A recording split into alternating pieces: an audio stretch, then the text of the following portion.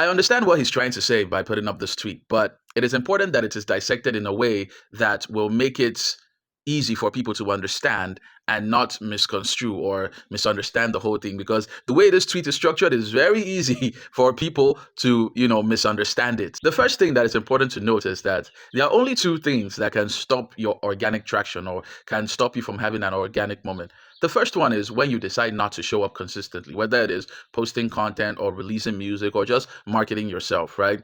That is the first thing that can stop your organic growth, right? The second thing that can stop your organic growth is when you do not make music that connects, when you do not make music with the people in mind. So every time you drop a song, it doesn't really move because people do not connect. Now, when it comes to the conversation of pay to play, some people like to frame it and make it look like it's this kind of bad thing. In fact, this tweet does that. This tweet makes it look like it's this sellout thing, this bad thing that is going to stop you from being like a true artist and having a true moment. But the truth is that that is what the industry is built on. In fact, that is the reason it's an industry in the first place, right? There are so many things that you cannot be able to do if you do not pay for it, right? That is just the truth. That is why artists try as much as possible to get advances from labels. That is why labels offer marketing advance and stuff like that. That is what they mean when people say that music is very expensive, right? No matter how good you are as an artist, no matter how connected you are in the industry, there are still certain things that you would have to pay for.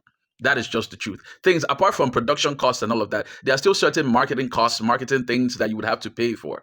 But does that mean that it's a bad thing? No, it just means that you are existing in an industry. The same way that it is in other industries where in marketing, no matter how good your product is, you will still pay for Facebook ads, you will still pay for Meta ads, you will still pay for billboards and all of that. That is the way it is in the music industry as well. So long as it's a functioning industry that needs marketing to survive, there are certain things that you must pay for. So when it becomes a problem is when you rely solely on the pay to play scheme, right? When you feel that all you need to do is to just pay and everything will be sorted out. No, right? When the sweet spot is when you combine both of them together.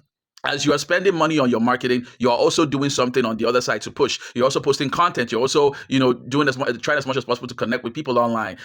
Once you're putting the two together, that is the sweet spot, right? But making it look like pay to play is going to stop your organic reach, that is wrong. That is wrong. It's not the truth, right?